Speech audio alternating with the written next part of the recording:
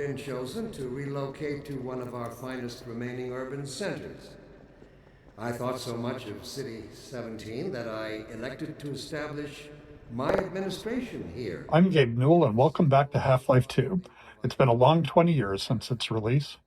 In this anniversary update, we've tried to respond to as many of the community's requests as possible. And while this might not be the absolute #1 request from fans, I often hear how much people would like a commentary mode, so we're excited to finally make that happen.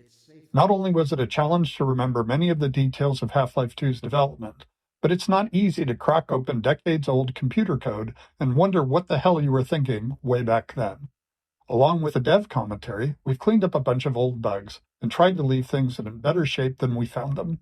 And at least this time, we had the luxury of knowing how things turned out in the end. To listen to a commentary node, put your crosshair over the floating commentary symbol and press your use key.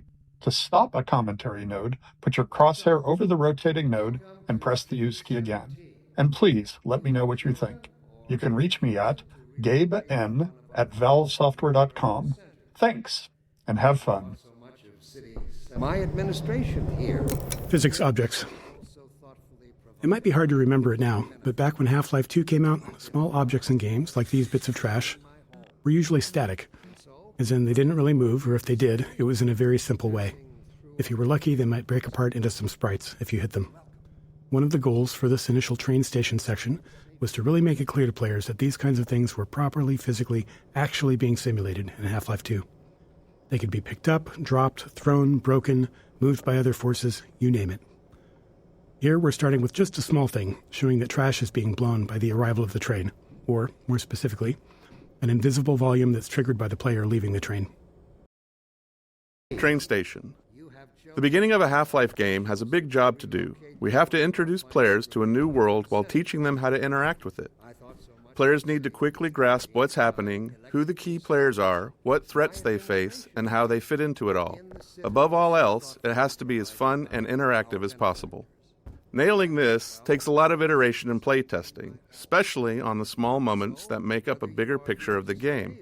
In this section, we'll highlight some key moments, game design problems, and a few playtests where things didn't quite go as planned. Metro cop shoving citizens. We've only walked a few feet and we're already got problems to solve. We're introducing the Metro Cop, an enemy that eventually we're going to ask players to kill, and giving you a glimpse of the world they're stepping into. It's a simple, clear moment that shows the relationships between the Metro Cops and citizens, and by extension, the player.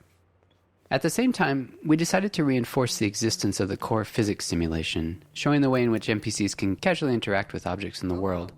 Seeing something like a suitcase knock into another and dislodge was pretty novel back then. These moments at the train station, where we combined multiple goals, were the most successful. They felt natural, like the game wasn't pausing just to teach you a lesson. Sweeping Vortigons. Another key moment of storytelling, and another nod to the physics system. Here, we're showing how Vortigons fit into this new world, which is a big shift from their Half-Life 1 role as enemies. Like so many moments in Train Station, the Sweeping Vortigon came from our constant hunt for ways to show characters interacting naturally with the physics system. Why just tell players Vortigons are friendly now, when you can show one casually sweeping the floor and knocking around some simulated objects? Nothing signals, hey, don't shoot me this time around, like someone willing to tidy up. Citizens. When it came time to design the human citizens of City 17 and the world outside the city, we chose to include a variety of races, ages, and genders. This not only provided narrative context for the Combine's enslavement of all of humanity, but it was also important to us that anyone playing the game could see themselves represented in the Resistance, with everyone on Earth united against the Combine. While we found a number of candidates to use as reference in creating these citizens through our daily lives and connections, we ultimately resorted to advertising in the Seattle Times classifieds to reach the desired range of faces that we'd envisioned. Natural storytelling. To achieve our world-building and storytelling goals throughout the train station, we needed a natural way to deliver dialogue without it feeling too gamey or requiring tutorials. We noticed players often approached NPCs to get a closer look, so we turned that into an opportunity for the NPCs to acknowledge the player and deliver their lines. This kept interactions low-key, which was essential since the citizens aren't exactly too cheerful or lively. The simplicity of this approach also aligned with one of Half-Life's core storytelling goals, making the narrative responsive to the player's interest. Some players want to dig into every detail, while others just want to know what to do next. Giving players control over how much story they want to engage with, without it blocking progress, is a goal we always try to maintain in a Half-Life game. Plus, the less complicated a feature is to implement, the more of it we can include. Early tech planning. Shipping a game always teaches us a lot. We finally get to find out which choices we made were good ones, and which were ones we should do differently next time. So after Half-Life 1, when we sat down to start thinking about what kind of sequel we could build, we had all kinds of player feedback to digest. From it, we tried to build a master list of things that Half-Life 2 was going to focus on. We didn't try to design a specific player experience. Instead, we found it more useful to approach the question from a technological standpoint. Black Mesa's security guards and scientists had worked well. What could we do if we pushed it really, really hard on characters? We liked our interactive storytelling. What could we build that would allow us to do even more of it, and a greater variety? The exploration and interaction with the Black Mesa was compelling to players. Maybe a physics system would allow us to take that further. In all these areas, we tried to imagine the best version of it could look like years in the future, and bulk solve from that a set of technological steps that might get us there. Creating a sense of immersion was a core principle in our approach to Half-Life 1's storytelling, and it led us to the self-imposed constraints of never, or at least very rarely, taking control away from the player and of keeping the player's avatar silent. These limitations made storytelling more challenging at times, but we felt it was important to stay with them for Half-Life 2. Our hope was that by maintaining these principles, we'd push ourselves to explore deeper, more interactive storytelling. Characters. In Half-Life 1, security guards and scientists could best be described as archetypes, not individuals. They were abstractions of characters that matched the visual fidelity we could achieve at the time. But as our technology improved with Half-Life 2, we saw an opportunity to move beyond abstractions. The increased visual fidelity of the character models, combined with improvements in animation, made us believe we could focus on creating individual characters, people you would actually care about. We allowed ourselves to write real dialogue and have characters deliver it in a way that felt realistic enough for players to not think about them as pawns in a video game, and hopefully propel our narrative forward. In 2001, a couple of years into development, we were energized by Japan Studios' Eco. Directed by an animator, it blew us away with its reliance on characters as the key connection to the player, giving us the courage to keep pushing forward. Blocking tutorials.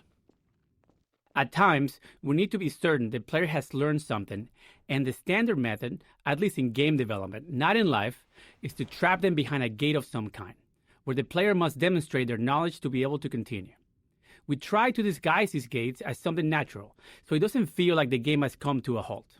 Of course, time, resources, or the environmental context itself can make that tricky. In this case, we needed to teach the players how to move objects, so a simple stacking puzzle seemed like the best solution. We tested more complex designs, but they ended up being less effective at teaching the actual thing we needed the player to learn. Blocking tutorials too. There are two failures of note in this tutorial. First, players can break it by tossing all the boxes out the window, which is obviously not great. This leaves them stuck and unable to continue, which we consider a game-stopping bug that must be fixed. A clean solution would have been to tweak the window or crate sizes so that the player could fit through but not the crates. The problem was that we really only caught this problem late in development, and making even a simple change like that can have unpredictable game-breaking consequences, and right before launch no less. Also, this issue was purely theoretical. We'd never actually seen players do it. Our playtests of the design space had gone smoothly, with players learning what they needed and moving on. So changing the room's design this late in the game could have disrupted that success in ways that we couldn't foresee. So we opted for a more conservative fix rather than something elegant. If you're curious, try tossing all the boxes out the window and see what happens. Blocking Tutorials 3. The second failure in this tutorial space is a case of misteaching, where we accidentally teach the players something we didn't intend. This can be hard to avoid without extensive playtesting, since the game is always teaching, even when it's not by design. We cover a more extreme example of this later in Train Station. Some cases of misteaching are critical to fix, like if the player learns the wrong way to use a weapon or interact with a common element of the game. But this one was more subtle. While teaching players to move objects, we also taught them to stack physics objects to escape a space. Normally that's fine, except we don't deploy that puzzle later in the game, and teaching something irrelevant just clutters up their mental toolkit and makes it harder to readily keep useful things in mind later on. Worse, stacking objects to escape the play space become a problem later on, something we had to actively prevent in multiple areas. With so many physics-based objects in the game, blocking this behavior without putting ceilings everywhere wasn't really an option. In the end, we hoped players wouldn't overthink this early lesson, and when playtests showed players getting stuck later on, we made sure not to remind them of it. Fall damage. Teaching players how to do things is an essential thing for the game to do, but for them to make confident decisions, they also need to understand the more subtle rules. This small moment covers two of those. First, it shows how far the player can fall without taking damage. Second, it introduces a bit of the game's vocabulary, how the game will communicate with them. Players often worry about taking fall damage, but they also worry about taking a step that they can't take back. So here, a welcoming crate to land on signals that dropping down is safe and it's the way forward. And when the crate breaks, it reinforces the physics simulation, and is likely the first time players will see that larger objects can be broken apart. Pick up that can. Contextualizing tutorials, creating a story scenario in which they happen, lets us do more than just stop the game to teach players something. We get to add narrative value to the moment. Here, teaching the player how to throw objects is combined with a narrative setup that gives them a choice in how to respond. After watching the Metro cops casually abuse citizens, it felt right to put the player in a similar position next. If they had opinions on how the citizens should have reacted, now they get to express them. Playtesting showed most players either complied or refused the request to pick up the can, but some tried to avoid the confrontation entirely. Others would comply initially, then retaliate after feeling humiliated. By keeping the moment relatively constrained, in both terms of player actions and the space itself, we could generally react appropriately to whatever choice they made. Playtesting. Playtesting is a core part of how we make games. We can never fully predict how players will respond or what they'll take away from what we've built. So we test to learn and hopefully improve. During a playtest, we don't guide or talk to the player, even if they're stuck, as it's extremely unlikely that we'll be sitting there next to the player once the game ships. Our goal is for testers to forget that they're playtesting altogether and play as if they're at home. Any interruptions risk skewing the data, so we only step in if there's a bug that's blocking progress, or more rarely, if their behavior is so confusing that we need to understand what they're thinking. Early in a Half-Life game, one of our goals is to make promises to the player, giving them a sense of what to expect later on. From movies to TV shows and books, all great entertainment does this in some way, and video games are no different. The promises in a Half-Life game can take different forms. Some are simple, like offering just a glimpse of something intriguing. Others are more layered, like the interactions with Metro cops. By putting the player in a powerless position against them, we set the stage for that future moment when they can finally get to retaliate. The Citadel. We wanted the player's first view of City 17 to highlight the Citadel and its dominance over the city, representing the Combine's complete and total power over humanity. It also needed to serve as a clear goal. Even at the start, you can see where your journey ends. But despite its massive size, playtesters often missed it. A player's sense of depth and scale can be tricky on a computer monitor. If you've played any games in VR, you'll likely have noticed that scale feels more natural. Anyway, in this case, the Citadel's position above the player didn't help things either, which may be because FPS games train players to focus straight ahead or down at their feet. To improve the chances of players taking in the Citadel, we added birds flying towards the structure. A subtle trick we've found helps guide the player's view. Exploration. After being herded through the train station by Metro cops, we wanted to give the player a chance to explore. This plaza offered several ways to interact with citizens, Metro cops, scanners, and the city infrastructure. We aimed for these interactions to continue building the world without needing explicit tutorials, and we refined them until they worked naturally, without any real training. One of the things we noticed in all of the reference images that we gathered for City 17 was that there were cables and wires everywhere, and that they were a large part of the high-frequency detail in view. We loved the look of these older European cities enmeshed in the haphazard web of modern life. We felt like we needed a solution for cables, ropes, and similar elements, and we wanted them to be dynamic. Our level designers were eager to create plug puzzles, and connecting a cord to each plug helped players better understand the mechanics. Early in production, we built a rope system and iterated on it throughout development. Under the hood, each rope is made of multiple segments stretched between the two endpoints, and they can move independently. Each segment acts like a spring and responds to forces in the game, such as a gentle wind or the passing of a combine gunship overhead. When rendered, each segment is shown facing the camera and is bump mapped, which is crucial for giving the ropes a realistic, rounded appearance. Playtesting Anecdote 1.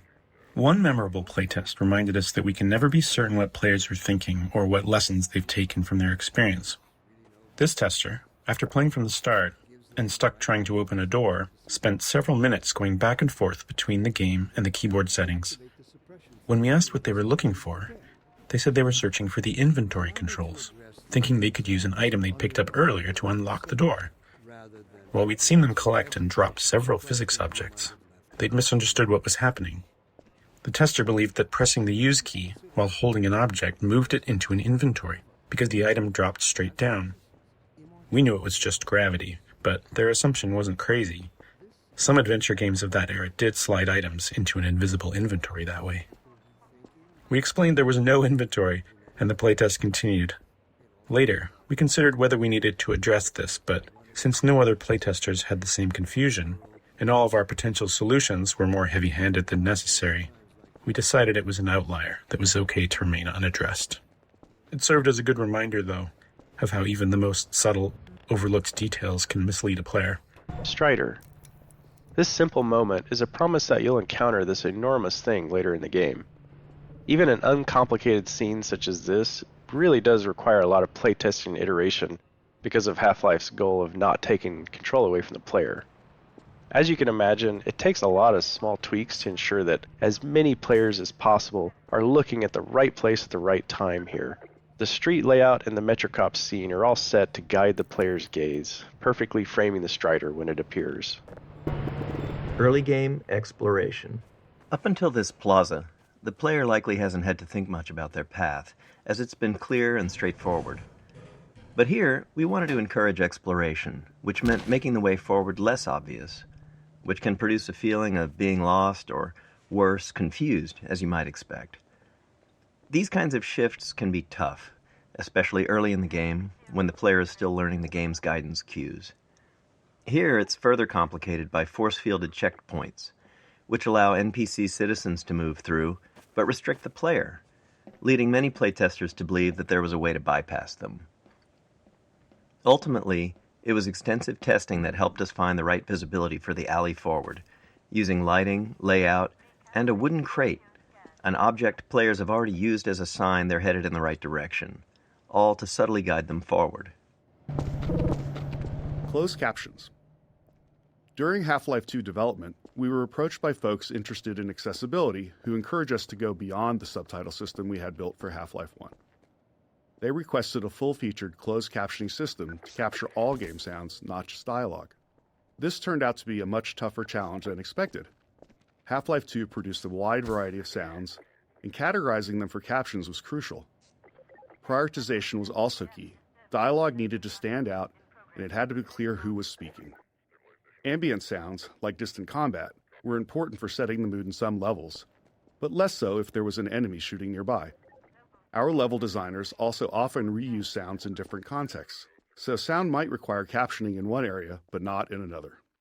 Ultimately, every sound in the game ended up with its own caption data, formatted almost like a small version of HTML, giving us control over the visual style of each caption. As with the audio files, the caption data was too large to keep in memory, so we built an asynchronous caching system to handle it efficiently. Physics simulation. Even though we began Half-Life 2 with a functional third-party physics simulation, it still took us years of additional work both on the simulation itself and its integration into the game until we felt like we could meet our designers' ambitions. Maintaining a shippable level of quality and performance was something we knew would be a challenge along the way, but the more subtle issue was actually figuring out what to simulate and to what extent. We can't simulate everything, and even if we could, there are game design reasons why the experience is better when we don't. In many cases, we deliberately bend the simulation to improve the player's experience. These adjustments usually go unnoticed because they align with player intentions. For example, we disable collisions between the player and large objects to let them turn in narrow spaces. Or we tweak the Combine rifle's alternate fire to gently guide the Combine ball toward enemies, making it more effective. Crate Baby. This small baby doll has a long legacy. During the long months of internal testing, some of the team turned it into a challenge, a way to make the 47th playthrough of a game a bit more fun. They'd place the doll inside of a nearby blue crate and see how far they could carry it throughout the game. After Half-Life 2 launched, the community started carrying Crate Baby as well, adding their own stories and rules to the mix. A few years later, while working on Episode 2, this was the inspiration for the Little Rocket Man achievement, where players had to carry a garden gnome dubbed Gnome Chomsky throughout the entire episode. Chomsky even made a comeback for Left 4 Dead 2 in the Garden Gnome achievement, where players had to carry him through the Dark Carnival campaign. These kind of interactions with players are some of the most rewarding parts of game development. We design games with theories in mind, but you never really know where things are going until players get their hands on it. Physics Simulation 2. Areas where game design or other constraints impacted the physical simulation often required extra tuning to keep the simulation from blowing up. As an example, early on we experimented with increasing the simulation on the player entity, which is to say, make player movement much more a part of the physical simulation of the world. We knew this might make movement feel less precise, but hoped it could lead to some novel experiences. However, after tuning the movement to match the less simulated version, we hit a major problem. The physical force needed for the player to move at their usual speed was so high that simply running into other simulated objects could result in death from the impact. We iterated on it, but ultimately couldn't find a solution we liked and reverted to the less simulated movement. However, this wasn't exactly the easier path. It introduced new challenges with how the less simulated player interacted with the more simulated objects in the game. But it did allow us to deliver the precise movement experience we wanted. Playground. When we discussed ways to highlight our physics simulation around the city environment, a playground felt like the natural fit. And for players paying attention to Dr. Breen, it's also a reminder of the cost of humanity's surrender to the Combine. We chose a few playground structures with interesting physics potential and began tuning them. Even with the advanced physics simulation we had at the time, setups like this always required hand tuning, as we had fully simulated objects interacting with non- or partially simulated ones, such as the player or static world geometry. It might be easy to assume that a simulation can carry a lot of the load of implementation, but even now, 20 years later, that is rarely the case. Back when we were working on the playground, late in development on the game, we couldn't get the friction on the slide to feel right, so we decided to break the ladder so the player couldn't get up there. However, you still can just walk right up the front. As is commonly the case, you, the player, get the last laugh on us. Materials and shaders. Half-Life 2 came out in the midst of a significant shift in 3D graphics, where the industry moved from textures to materials and shaders. In Half-Life 1, every surface had a texture, essentially an image wrapped onto the polygons of the surface. But by Half-Life 2, just 5 years later, every surface had both a material and a shader. The shader was a lump of code that customized how the surface was rendered. The material defined properties for how the surface behaved physically and how it responded to gameplay features. It also held references to textures and other parameters for the shader to use for rendering. As a result, artists and designers had much more control over how things looked and behaved. However, this came with a trade-off. Half-Life 1 could run on a computer with only a CPU, but Half-Life 2 required a GPU because the computations needed for materials and shaders were specifically designed for GPU hardware. The refracting glass door here is a clear example of a custom shader, but every surface in the scene is actually running a shader of some kind. Cube maps. With the addition of materials and shaders, we needed a solution for reflective surfaces like glass and steel. These surfaces had to know what to reflect, but in 2003 we couldn't do any of that rendering in real time, so we developed the cube map system for pre-computed reflections. A cube map is a set of 6 images on the inside of a cube, capturing the environment in every direction, like a panoramic photo that surrounds you on all sides. Level designers placed invisible marker entities throughout the levels, and during map compilation we generate a cube map at each marker. Then, during gameplay, when rendering a reflective surface, we locate the nearest pre-computed cube map to create the reflection. Field of view. In Half-Life 1, we used a 90-degree field of view, or FOV, which was fairly standard for first-person shooters at the time. But during Half-Life 2's development, we grew unhappy with it. With our game's focus on characters, we'd put extensive effort into detailed facial and body animations. But the 90-degree FOV just didn't allow players to get close enough to fully appreciate that detail. So we began experimenting with a tighter FOV, and ultimately landed on 75 degrees. It took some adjustment for both us and players, and it required an additional FOV for view models, which are the player's weapon, held at the bottom of the screen. Their models were originally built with 90 degrees in mind, so they looked distorted at 75. But this change succeeded in doing what we wanted, putting our characters front and center in the game. Reference maps. As our characters grew more lifelike between Half-Life 1 and Half-Life 2, we wanted the game world to feel equally realistic. In Half-Life 1, the limitations of first-person games often made it easier to lean on stylized or abstracted environments. But with Half-Life 2, we set out to create a setting that felt grounded in reality, which meant focusing on a lot of small details we hadn't before. One of our main steps was creating reference maps to standardize how we'd map real-world proportions into the game. These maps establish details like wall and door dimensions, doorknob heights, interior lighting, furniture scale, and the general scale of common objects. We created standardized textures for level designers, complete with scale and lighting values, so layouts would be consistent from the start. Besides setting up the physical world, these reference maps defined how the player would move through it, how high they could jump, how low they could duck, and the size of spaces like vents. Using these maps as foundation, we were able to keep our world geometry consistent and ensure realistically sized spaces across the game. Missing material. Early on in developing our low-level graphics code, we realized it would be difficult to spot polygons that weren't rendering due to a missing texture. When this happened, you'd typically just see black where the polygon should be, which could easily go unnoticed in darker scenes. To catch this bug more reliably, we created an error texture that would be visually unmistakable and generated automatically whenever a texture failed to load.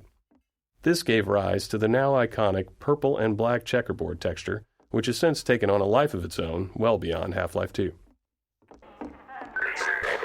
The raid. The section ahead, where the Metro cops raid the apartment while the player is inside, took a lot of iteration to get right. Generally, we design Half-Life to let players set their own pace, since people move through the game in a variety of ways. Some players run, ignoring anything that doesn't seem like a threat, while others methodically poke at everything. So, whenever we need to force a specific pace, it's always a challenge to ensure players perceive that pace and naturally play along. Since this is the first time we do this, we had to put in a lot of work to make it clear to the player that they needed to move quickly, and there's no time for exploration here. The Raid 2. In addition to making sure the player felt the pressure to move forward, we had to ensure the raid itself was foolproof. There couldn't be any way for the player to avoid it or double back past the Metro cop. The real challenge wasn't that players would try to break the scene, but that many would panic and run in random directions once they realized they were under threat for the first time. This moment requires a delicate balance. We wanted a heart-pounding escape, the sense of real danger, but we wanted players to make it through on their first try and feel like they escaped by the skin of their teeth. To achieve this, we kept the path ahead clear and reminiscent to the one they had just taken through the previous floor. A series of carefully placed triggers controls the threats appearing ahead and behind, maintaining the pressure while still giving players enough time to stay ahead of their pursuers. Health and no HUD. The rooftop chase sequence posed a unique design challenge. We didn't want it to be a true gameplay obstacle, and our best case was for players to make it through on their first try. But we still wanted to create the sense of real danger, where players felt legitimately threatened if they didn't keep moving. The challenge was that without the HEV suit, players don't technically have a heads-up display or HUD, which means no way to show damage or remaining health. After some experimenting, we created a special health system for this section, using a red glow around the screen to indicate damage. Players reacted as we hoped, taking it as a sign to keep moving, and the chase unfolded as intended. To top it off, we made health regenerate quickly so the glow wouldn't linger, reinforcing to players that running was indeed the right choice, and ensuring players weren't taken down by a stray bullet at the end just because they dawdled or hesitated earlier on. Playtesting Anecdote 2. In the upcoming section, we needed the player to be knocked down so Alex could save them. With limited time and resources, we simplified the encounter as much as possible, reusing existing systems and letting it play out like a normal combat sequence, with a custom event triggered when the player died. After a few playtests to fine-tune the timing, we moved on. But as we got close to shipping, we encountered a problem with a playtester who quick-saved constantly and immediately hit quick-load whenever they thought they'd failed. When a Metro cop hit them, they quick-loaded before Alex could step in, repeating this more than 10 times before we asked them to stop. At this stage of development, in the final bug-fixing phase, we had to limit ourselves to fixing only game-breaking issues, since even small changes could risk breaking something more important. Knowing this was a rare edge case, because most players had no trouble, we made a few conservative changes. We shortened the delay between the knockdown and Alex's first line, and changed the fade-out color to white instead of black, which wasn't ultimately that useful since players hadn't died enough yet to associate black with death. We considered disabling quick-load for the few seconds that the scene plays out, but we were worried that could introduce a bug where quick-load became disabled permanently. Alex. Nailing Alex's design was a big challenge. We wanted the player to both respect and care for her. Saving Eli was a key player goal midway through the game, and we knew that getting players to care about that goal would be easier if they also cared about Alex and her relationship with her father. We intentionally designed, wrote dialogue, and cast a voice actor for Alex to be savvy, capable, and relatable within the Combine-controlled world, while also making her attractive and charismatic. We aimed to avoid the objectification, exaggeration, and hypersexuality that many games of the 2000s featured, as we felt that would undermine our goals for her character. NPCs on elevators. We often spend a significant amount of time solving problems that players might not even notice. Many of these are subtle design challenges, while others stem from multiple systems interacting with each other.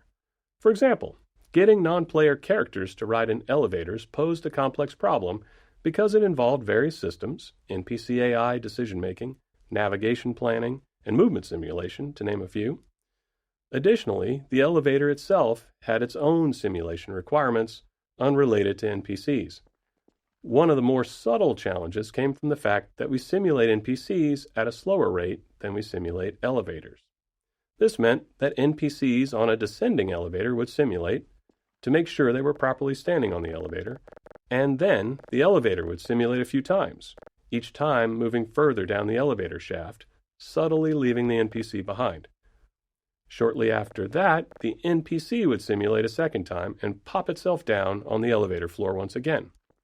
You can imagine that it was hard to take Alex seriously when she was constantly falling down in small increments while talking to you. Interactive storytelling. When we started on Half-Life 2, storytelling in games was generally either high fidelity and linear or low fidelity and interactive. We knew players had seen high-quality storytelling in games, but they'd never been placed right in the middle of it, able to watch it unfold around them, interact with it, and examine any part closely. While that goal excited us, we didn't yet know how it would work or what kind of technology we'd need to make it happen. We had built a variety of storytelling technology in Half-Life 1, but it was mostly presented in front of the player and lacked the interactivity and fidelity we were aiming for. So Kleiner's lab became the section of the game we used as a testbed to figure out how our interactive storytelling would actually function.